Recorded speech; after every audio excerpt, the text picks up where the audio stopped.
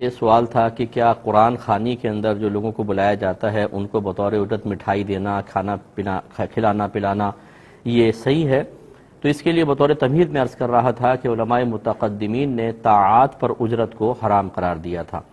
اور وہ دور ایسا تھا کہ لوگ اپنے دیگر مسائل میں مشغول ہوتے تھے، یعنی کسب معاش کے لیے، اور ساتھ ساتھ نیک عمل بھی کرتے تھے، اس کی کوئی اجرت نہیں لیتے تھے۔ لیکن پھر تغیر زمانہ ہوا، اور اس زمانے میں یہ بھی میں آپ کو وضاحت کر دوں کہ جو خلفاء ہوتے تھے، بادشاہ وغیرہ ہوتے تھے، وہ ایسے دینی کام کرنے والوں کے لیے شاہی خزانے سے وظائف دیتے تھے، تو وہ بالکل قصب معاش سے بے نیاز تھے اور دین کا کام کرتے تھے۔ پھر یہ وظائف کا سلسلہ منقطع ہوا تو لازم بات ہے کہ علماء کو اور دیگر لوگوں کو اپنے کام بھی کرنے ہوتے تھے، تو پھر علماء متأخرین نے مقام ضرورت پر طاعت پر اجرت لینے کو جائز قرار دیا۔ مقام ضرورت کیا ہوگا؟ انہوں نے تعین کیا کہ ایسی چیزیں کہ اگر ہم اس پر اجرت کو جائز قرار نہ دیں اور آدمی سے کہیں کہ یہ کام بلا اجرت ہی کرو،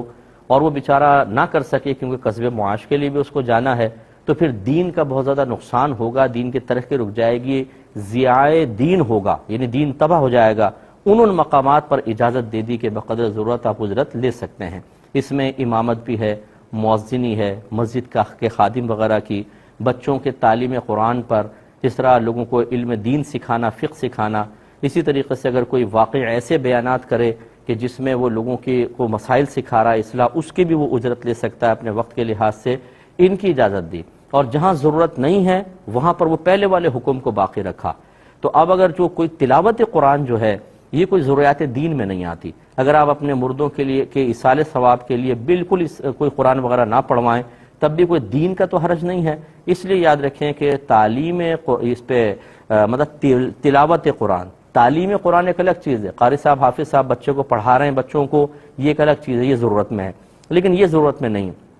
تو لہٰذا اس میں اجرت کو منع کیا گیا ہے۔ اچھا، اب قرآن خوانی کے لیے لوگ گھر پر آئے، اجرت کیسے بنے گی؟ کہ جب پہلے سے طے کر لی جائے کہ بھئی ہم آ رہے ہیں قرآن خوانی کے لیے، اتنے اتنے پیسے لیں گے، یہ مٹھائیاں ہوں گی، یہ کھانا پینا ہوگا، یہ تو صراحتاً طے کر لیا گیا۔ اس قرآن پڑھانا یہ ناجائز بھی ہے اور اس پر کوئی ثواب مرتب نہیں ہوگا۔ دوسرا کہ طے تو نہیں ہوا لیکن مشہور ہے کہ اگر آئیں گے تو کچھ نہ کچھ ملے گا، تو یہاں پر بھی یاد رکھیں المعروف کالمشروط کے تحت یہی حکم ہوگا کہ وہاں پہ کھانا پینا کچھ لینا یہ گویا کہ قرآن کے بدلے میں ہی کہلائے گا اور منع ہوگا۔ تیسری صورت یہ ہے جو بالکل جائز صورت میں آپ کو بتا رہا ہوں کہ جس میں یا تو صراحتاً منع کر دیں، ہم کچھ بھی نہیں لیں گے، آئیں گے اللہ کے لیے پڑھ کے چلے جائیں گے،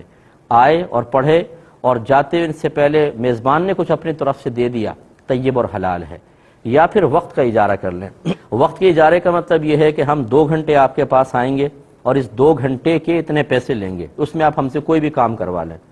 اب خاص قرآن کے اوپر اجارہ نہیں کر رہے، اب اپنے 2 گھنٹے گویا کہ آپ نے ان کو دے دیے، اس میں وہ کوئی بھی کام لیں، اور یقینی سی بات ہے جب وہ گھر بلائیں گے آپ سے جھاڑو تو لگوانے سے رہے تو وہ کہیں گے جی قرآن پڑھ لیں،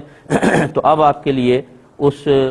کی اجرت لینا طیب اور حلال ہوگا۔ امید ہے کہ بات سمجھ گئے ہوں گے، لیکن اکثر ایسے ہوتا ہے جب آپ یہ مسائل کسی حافظ صاحب ایسے قاری صاحب کو سنائیں گے کہ جو لینے کے عادی ہوں، وہ مجھ پہ ہی طنز کر دیں گے، وہ اپنے ہی ایک دین کی صورت نکال لیں گے، وہ کبھی اصلاح قبول نہیں کریں گے، کیونکہ جب کوئی شرعی مسئلہ ہمارے مالی مفادات پر ضرب لگا رہا ہو تو نہ مسئلہ اچھا لگتا ہے نہ مسئلہ بیان کرنے والا۔ لیکن اتنی تو ہم گزارش آپ سے کریں گے کہ ان قاری صاحب سے یہ کہہ دیں کہ بھئی آپ اپنے تائید کا کوئی فتوی ہی لے آؤ تاکہ آپ کے لیے جائز ہو جائے، تو اس لیے بہرحال آپ اس میں احتیاط کریں۔